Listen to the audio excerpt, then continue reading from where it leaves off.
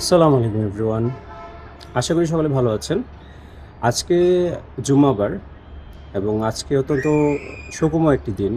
আমাদের মাঝে হাদি ভাই আর নেই। শরীফ ওসমান হাদি ভাই আমাদের মাঝে আর নেই।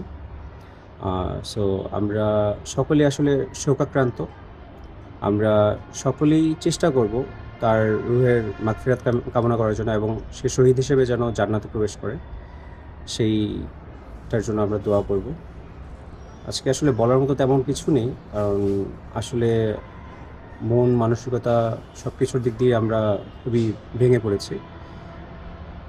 যারা দেখছি নিউজগুলো, সো একজন সাধারণ মানুষ হিসেবে আমার কাছে অনুরোধ, যারা রাজনীতি করছেন, যারা চাচ্ছেন দেশের নীতি নির্ধারণ করতে, তারা আগে দেশটাকে এবং দেশের মানুষকে জানুন।